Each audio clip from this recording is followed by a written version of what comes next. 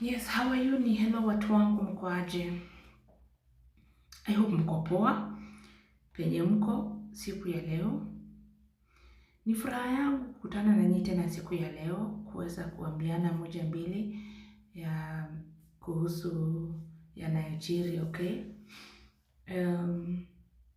Leo nimewaandalia mada mzuri sana ambayo najua ya kwamba itaweza ikakufundisha wewe mambo moja ama mbili, au kufundisha au kuelimisha. Hata kama isipo kuelimisha wewe, itaelimisha mtu mwenye ako karibu na wewe, okay? Na leo tunaenda kuongelelea kuhusu kuwa hatari za kuwa mkarimu zaidi, hatari za kuwa mtu mkarimu zaidi, okay? So guys, before tuendelee, ningependa kuwakaribisha tena, nijitambulishe. Niwaambie kwamba mimi naitwa Bella ama Debbie. Kwa wale ambao ndio mnapatana na vitu yangu kwa mara ya kwanza, pengine hujawahi nijua au kunisikia, ndio first time yako kukutana na video yangu. Naitwa Debbie na nakukaribisha sana kwenye hii channel. Jihisi ukiwa mahali ambapo panastahili. Na ninakuomba subscription yako, tafadhali subscribe kwenye hii video. Ndiposa kila mara ninapo posti uweze kupata video zangu kwa haraka, au upate kupata ujumbe ya kwamba nimeachilia video nyingine. Na kwa wale ambao ni mafans wangu, my loyal fans ambao mmekuwa mafans wangu kwa muda, na washukuru sana kwa uaminifu wenu, kwa kujitolea kuwa wafuasi wangu, na washukuru sana, si jambo la kawaida. Mimi siku zote mimi huwaambia sina kitu ya kuwalipa, lakini nawaachia Mungu afanye nini, akawalipe. Najua huyo tu ndio anaweza kuwalipa, na mbarikiwe sana. Kindly consider subscribing to the video, share, like, comment tu pale. Pia unaweza ukaniambia wewe unaonelea vipi kulingana na mambo ambayo anaenda kuongea. Unaonelea vipi? Ushawahi experience kitu kama hiyo? Au je, unafikiria mtazamo wako ni upi? Ama unaweza pia wachilia ujumbe hapo, uni advise. Unaweza nipa ushauri, kama vile unaweza sema hivi, nataka hivi na hivi na hivi, ungefanya hivi. Moja kwa moja nitashughulikia, maana lengo langu kuwa hapa na nyinyi ni kuwasikiza nyinyi mafans wangu na kufanya vile mnataka accordingly, okay? Ili tuende moja kwa moja bila kuachana, si ndio? So natumai kufika hapo tuko salama. So moja kwa moja tuingie katika mjadala wa siku ya leo. So bila kupoteza muda, tuingie kwa mjadala wa siku ya leo guys. Na je, nataka kuuliza, unaweza kuwa uko Iraq, uko pale Saudi Arabia, uko Oman, uko Qatar, uko Lebanon, au hata uko hapa Kenya, maana ni kitu ambayo inafanyika hata hapa Kenya, okay? Naenda kuongelea mambo ya wale wasichana wanapitia nchi za ukaibuni, na vile vile pia inawaathiri mpaka wale ambao wako Kenya. Hii mambo ya kukua mkarimu excess inaathiri mpaka wale ambao wako na sisi hapa Kenya. Wakati nitakapoendelea kuongelelea, ndio mtapata ufahamu zaidi. So kama uko katika hizi nchi nimetaja, ama una plan kwenda, tafadhali yasikize haya kabla ya kusafiri. Au kama ushasafiri, basi chukua muda wako kusikiza tu haya, huenda itakusaidia kwa njia moja au nyingine, ama isaidie mtu wako ambaye rafiki yako ama relative wako, okay? So kitu ya kwanza ambayo inafanya ukuwa mkarimu zaidi ikuwe kama ni hatari, ni wakati ambapo unachukulia mambo muhimu unapuuza, okay? Yani inakufanya mpaka unapoteza heshima zako pale, unakosewa heshima, okay? Kitu ya kwanza, kama vile ukiwa nchi za Uarabuni, si ndio? Unajikuta ya kwamba unaanza kufanya ukiwa pale kwenye nchi ya Uarabuni, unajikuta ya kwamba umeanza kufanya vitu excess, okay? Kupitiliza kwa zile ambazo unafaa kuwa unafanya, okay? Kufanya vitu excess kuliko vile ambavyo unafaa kufanya kuvifanya, si ndio? Kama vile unapewa kazi, Unapata kwamba umepangiwa kazi, unaambiwa ufanye hili, ufanye lile. Lakini sister yangu, unajikuta kwamba katika hii kufanya kazi unafanya excess kupitiliza ile kiwango unafaa kufanya. My sister, wacha. Maana the moment utafanya hivi wazoee, hakuna siku hata moja utakosa, utastop kufanya.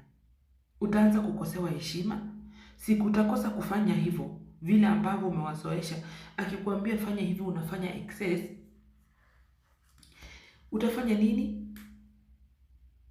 Vile ya kuacha hiyo, ukiwacha hivi mnakosana. Hiyo ni kitu ya kwanza. Fanya kazi na kupumzika. Huenda kuna ile kiwango umepangiwa ya kazi. Si tu huko, hata hapa Kenya. Pengine umepangiwa kazi. Okay? Fanya ile kazi ambayo umepangiwa, ikiisha pumzika. Yes. Kufanya kazi bila kupumzika. Ukipangiwa kazi na mwajiri wako, sana sana naongelea wale ambao wanafanya kazi za nyumba. Okay, hata wale wanafanya kazi za nje pia wanapitia haya mambo. Muulize kipimo yako ya kazi ile unafaa kufanya, dada yangu. Fanya kazi ambayo unafaa kufanya. Ukimaliza pata muda wako wa kupumzika. Kumbuka hiyo ni health yako.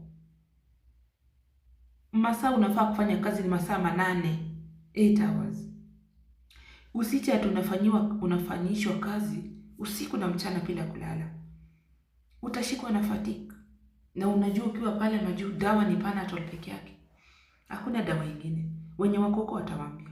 Haijalishi wewe unakonjeka nini, dawa ni Panadol tu. Hiyo ndio inajulikana. So angalia vile unafanya kazi. Usijifanye kazi, utajikuta umepewa mpaka kazi ya kupaka hata ukuta rangi. Na ulienda kazi ya nyumba for example. Utapata wewe ndio una fix stima. Hii hata naenda kuongelea next. Angalia kipimo ile kazi ulipewa.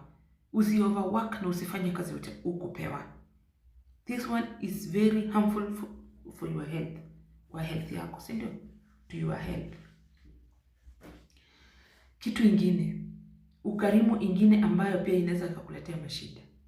Ulitoka hapa Kenya ukienda ukaibuni kufanya kazi ili ukasaidia familia yako, ili ukajiendeleze wewe mwenyewe. Umefika pale, unafanya kazi na ulipwi. Na umenyamaza. Sister yangu, ndugu yangu, wewe ulienda kufanya kazi ya kanisa ama ulienda kufanya kazi vipi? Mpaka lazima uangalie wakati end month inaisha, uliza bosi wako unataka mshahara. Because niyo pesa inafanya uko hapo. Hao watu wako na mazoea, wanakuangalia, mtu anakupimia, anataka kuona vile uko. Anataka kujua uko namna gani. Akiona mwisho mwezi imeisha na uongei, hata kulipa.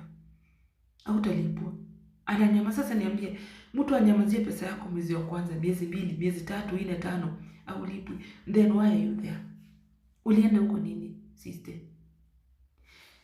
Muulize mwambie, nimefanya kazi mwezi imeisha, madam, kwa njia nzuri, bila hiyo kiburi. So unajua, nimefanya kazi mwisho wa mwezi imeisha. Nipatie pesa yangu, nataka kutumia watoto wangu nyumbani. Hata kama una watoto, mwambie nataka kutumia watoto wangu nyumbani. Watoto wanalia njaa. Akupatie pesa yako. Wacha kufanya kazi bila malipo. Ulienda kufanya kazi ulipwe na si ufanye kazi ya bure. Juu wakati unafanya kazi bila kulipwa hivyo, hakuna, ukifikiria itafika time uulize hiyo pesa upewe, hautapewa. So ukifikiria ati wacha nimpee, wacha niache akae nasi kunitenda nyumbani atanipatia pesa yangu, my sister, my brother, hautapewa hiyo pesa. Nielewe tu venye nakwambia, hautapewa. Na kwanza itakuwa vurugu.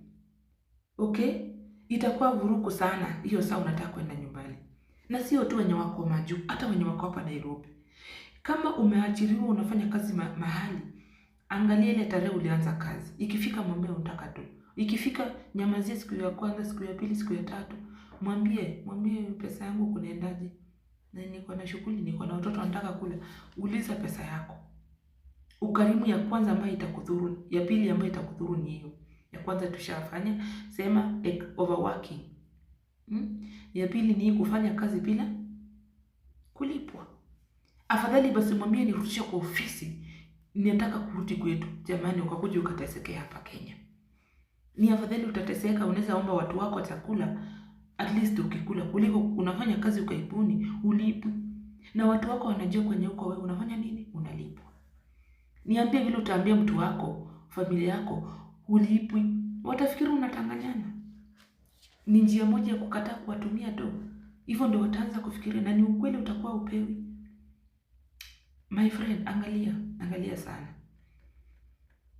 The reason why uko huko ni ufanye kazi wakulipe. Utamu wa kazi ni pesa, ile mshahara, ile jasho yako sasa. Hiyo ndio inafanya kazi inakuwa sweet. Hata unasikia hata kama umechoka na uko na kamshahara at least. Ingine ya tatu ambayo naenda kuongelelea, ukarimu ingine ya tatu ambayo itafanya ikudhuru maisha yako. Kukubali kuchapwa na bosi wako. Kukubali kufanya nini? Kuchapwa na bosi wako. My sister, wewe ulitoka vizuri, ukaambia watu wako nenda kazi, wakakukubalia. Sijui uko na miaka ngapi saa hii penye uko, ukumwezi kumbuka uliacha kuchapwa na wazazi wako lini. And then umeingia ndege umeenda majuu, Mwarabu ameanza kukuchapa ama bosi wako ameanza kukuchapa. Usinyamaze. The moment atainua tu mkono hivi akuwekelee kofi hata moja, usinyamaze. Hiyo siku usinyamaze. Na simaanishi urutishe. Ukirutisha hiyo, that will be the end of you.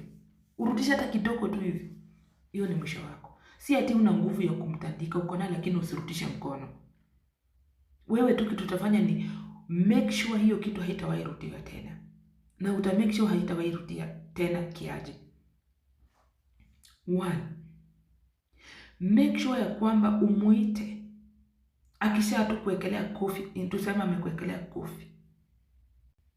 So ukiona amekuwekelea kofi, inafaa umwambie ya kwamba umuite, umwambie nirutishe kwa ofisi saa hii. Singoji asubuhi. Singoji kesho. Singoji sasa. Sijui wanakuanga na tabia nyingine ya kusema nangoja my son, nangoja my husband. Tuseme ni mwanamke amekuchapa. Amekuchapa alafu anakuambia wait for my husband akuje tukupeleke. Mwambie hata huyo husband simngoji sasa. Hata mtoto. Mwambie nataka kurudi kwa ofisi saa hii. Sijawahi chapwa na sichapwangu. Kama unaona kazi yangu hapa haina maana, nirutishe tu. Nataka kwenda. Na wakati unamwambia hivi, sister, usiwahi onyesha Mwarabu machozi yako. Usiwahi onyesha bosi wako kule Gulf countries unamuonyesha machozi yako hivi. Utamistreatiwa ushangae. You will be mistreated mpaka mwenyewe ushangae. Sasa hizo kausha uso wako hivi, umwambie sasa unasikia nini madam? Umenichapa, nataka kwenda kwa ofisi saa hii. Enda ingia huko ndani, chukua vitu zako rudi nazo hapo, mwambie naenda saa hii na si kesho. Kama uliniita hapa kunichapa, nirudie kwa ofisi, nataka kwenda kwa nje yangu. Na umwambie kwa ujasiri. Usimrudishie mkono wala usimtusi. Stand firm, stand strong, mwambie ni kwenda naenda. Hata uruta hiyo bagi yako enda mpaka kwa gate, mwambie naenda. Umenichapa, naenda. Juu ukivumilia hiyo kofi, my sister, next itakuwa ngumi. Okay? Na from ngumi next atachukua rungu, atakukonga nayo. Kutoka kwa rungu siku nyingine achukue panga, hata kuchinja ama kukate. Au wako na tabia kuchukua mtu wanamruta anaanguka. Wanakuja wanasema ulikuwa unapanguza ukaanguka. Ukufe kwa kitu yenye ungejidefend. So tumesema hakuna kuchapwa. Okay, kuchapwa hiko kuna wasichana wanachapa. Okay, wasichana wanachapwa. Pengine uko huko, umetoka huko ndio umeingia. Mnakorofishana pale language pale, hujui anasema nini. Anaongea ni kama anakombana. Unaona na sisi wa Kenya sometimes ama tunakuanga tempered ama Africans. Usitukie umeinua sauti, atakukonga my friend. Atakukonga. So kuna wasichana wanachapwa na si uongo. Kwa hivyo usikubali kuchapwa, hata akuchune tu kidogo hivi. Mwambie enough is enough, natoka saa hii. Saa hii ndio natoka. Chukua vitu zako utoke. Usave life yako. Juu watu wako wana expect urudi ukiwa safe vile ulienda. Sio wasikia ati umerushwa from sijui floor ya ngapi mpaka chini, sijui umekatwa. Ama wengine wanakuumiza, wanakutupa hospitali unaozea huko. hawataki kujua. Mwambie, inafaa umwambie kama ni kukuchapa basi akuchukue akupeleke police station, wao ndio wanafaa kuchape. Aenda aeleze huko makosa umefanya, pia wewe utajieleza huko. Wao ndio wakuchape, sio yeye. Umwambie hana rights za kukuchapa. Hivyo ndio unafaa uzoeshe mwajiri wako. Hata wenye wako hapa Kenya, isikuwa tu unachapa na bosi wako umenyamaza. Wasichana wenye wanafanya kazi za nyumba, wengine hata huko Nairobi wanachapa. Wale wanatolewa ushako wanaletwa Nairobi kufanya kazi ya nyumba, wanachapa ovyo ovyo. No. Usiruhusu. Kama mzazi wako hawezi akakuchapa, mbona uruhusu mtu mwingine akuchape? Na sisemi uanze vita mahali pale, itakuletea shida. But mkataze in a very peaceful way, in a very respectful manner. Na ustand ground yako, mwambie hapa siko, natoka. Liwalo na liwe, natoka, I'm leaving. Na kuona hata unaenda. Mwambie kama nimekosea, twende polisi unieleze huko, wanichape wao na si wewe. Ama nirudishe kwa ofisi, nataka kurudi kwetu, hata sichapo wangu. Vizuri bila kukombana. Umwambie vizuri na usilie. Ukilia hivi kidogo hivi, aone machozi yako hivi, atakuweka chini ya kukalia. Utateseka kwa hiyo nyumba, ushangae wewe. Watu hawataki waone machozi. Wanajuanga uko weak. Wamekushinda. So unafaa kuwa strong. Kitu ingine yenye tunaenda kuongelelea ni namba ngapi? I think tumefika namba 4. Kukopwa na mwajiri wako. Okay? Bosi wako amekulipa pesa. Si ndio? Amekupea pesa yako vizuri, ukaenda ukaweka. Arudi ya kuambia kwamba naomba unikopeshe hiyo pesa yako, nitakurudishia nyingine. My sister, koma. Koma kabisa. Koma kabisa. Hiyo ni nonsense yenye hufai kuwa hata unafikiria. Amekulipa yeye, tena anakuja umkopeshe. Nikopeshe nitakurudishia, na ni bosi wako. Na niye ndio amekulipa. Mwanzo amekulipa za nini? Si ni mshahara yako. Sasa unamkopeshaje? Na yeye ndio wewe unafaa umkope. Umwambie niko akukopeshe.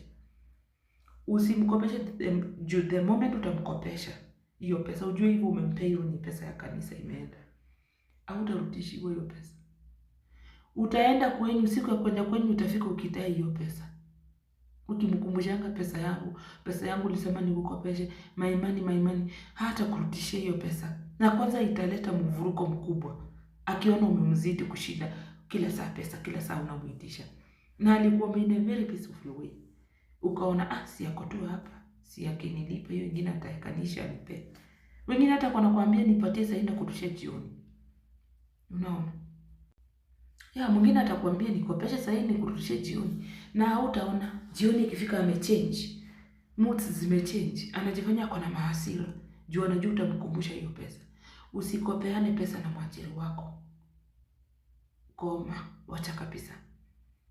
Hiyo ni kama umempea tu pesa for free. Juu hata kurudishia. Atakataa nilikulipa. Wengine hata wanakuwa semanga nitakupea wakati unaenda nyumbani, nitakupea pesa. Utangoja my sister. Ana worth flus. Utangoja. Okay? Utangoja sana.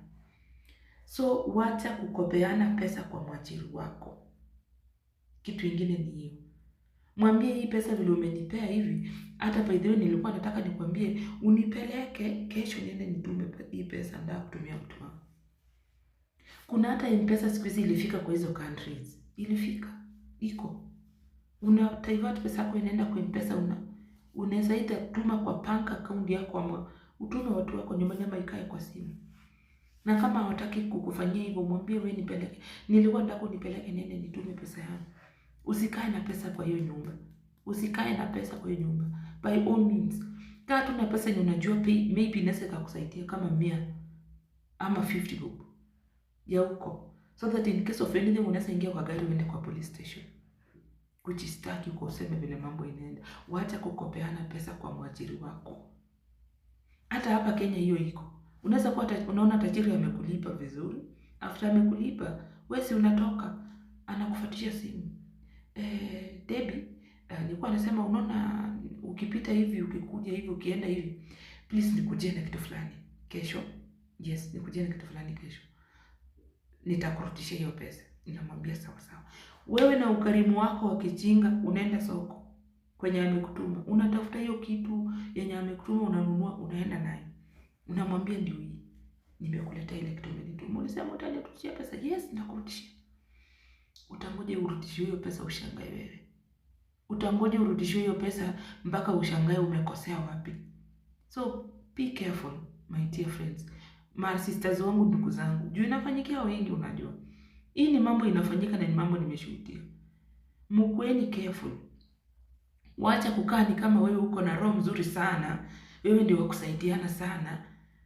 Unasaidia mpaka na bosi wako na pesa. Yaani unamrudishia ile pesa amekupea unamrudishia. Hiyo ni ukarimu ya kuwa ya kichinga yani. Hiyo hata kama ni yani mtu anakudisrespect because you una nini too much. Unakuwa na roho ya ukarimu too much mpaka mtu anaanza kukosea heshima. Na wewe unafikiri unafanya mazuri kumbe wanateka. Number 5, kitu kingine ni kukuwa mkarimu sana kwa watu wa familia yako ukiwa pale majuu.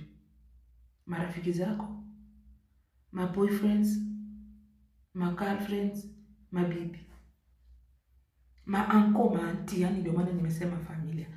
Wakati ulikuwa hapa Kenya hakuna mtu alikuwa anakusalimia. Hakuna. Hata salamu peke yake ni kutafuta, ulikuwa unatafuta ndio mtu akusalimia, mtu wa jamii yako. Saizi hivi amesikia uko majuu, umeenda majuu. Sasa wanataka kufuatishe masimu na ma messages. Nani fulani nilikuwa nataka unisaidie na hii. Mtoto wangu nilikuwa naomba unisaidie na hii. Aunti yangu nakuomba hivi hakika mtoto ketu. Nifanyie hivi nitakurudishia. Yaani imekuwa ni pesa. Lakini sasa wewe juu ni moyo wa ukarimu kabisa. Unataka kujionyesha vile wewe sasa ni mkarimu zaidi. Unaanza kutuma pesa. Auntie, uncle, jomba, sijui mtoto wa nani, sijui makazinzi wangu, sijui yani wako tu inbox na wewe ni kutuma. Sikatai watumie. Si pia wanasemanga ile mkono inapeana ndio inabarikiwa. Yule anapeana ndio anabarikiwa. Unabarikiwa kulingana na uzuri wako. Lakini sasa simaanishi upeane mpaka upaki 0. The moment utarudi ukiwa 0 hapa nyumbani, umekuwa ukituma pesa ukiwa uko majuu, ni wao watakuwa kwanza kukuchekelea. They will be the first ones to laugh at you, kukuchekelea. Mbona umerudi mikono tupu? Kwa nini umekuwa majuu? Unarudi mikono tupu ya kazi gani? Wamesahau ni wao wamekufilisisha. Wamekuwa kikukuomba tu. Ukikosa kutuma mnakosana. My sister, koma, wacha kabisa. Watu unafaa kuwa unashughulika kama uko nao ni watoto wako, wazazi wako. Wengine ukiwatumia once in a while, wacha, tosha, imetosha. Machali, madem, maboyfriend. Unamtumia anaenda kukula na mwingine. Na wewe umehasa hata unatusiwa. Ukifanya kazi ukitusiwa, saa nyingine unatusiwa, unalala njaa. Juu unataka kuwa mkarimu sana, wewe unatuma mpaka unabaki without nothing. Time inafika kurudi Kenya, unarudi unakupatikana hauna anything.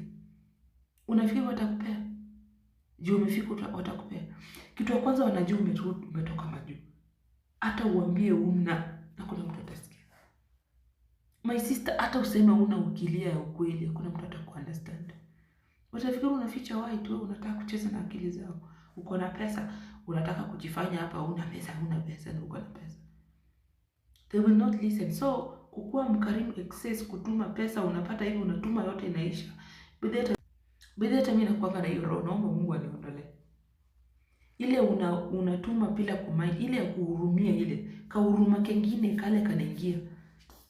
It's not good.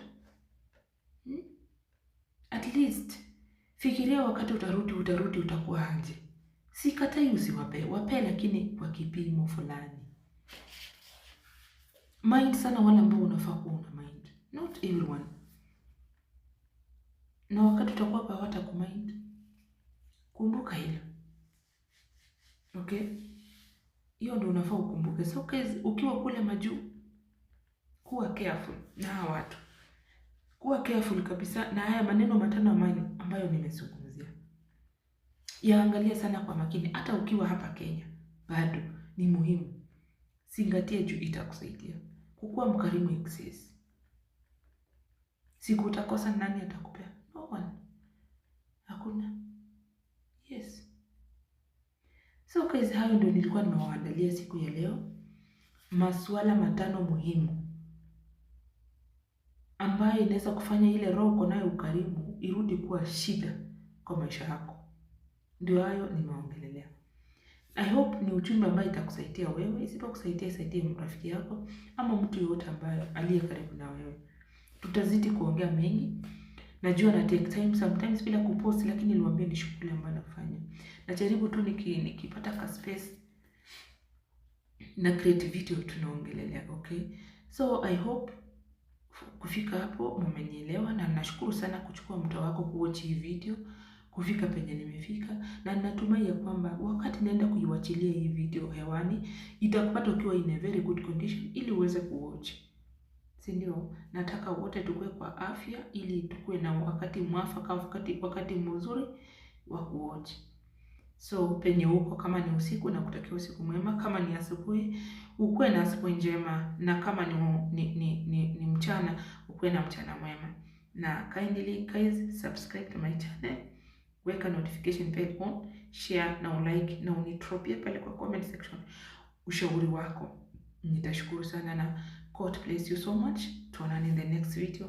Naupenda sana, na amani ya Mungu iwe pamoja nanyi. Shalom.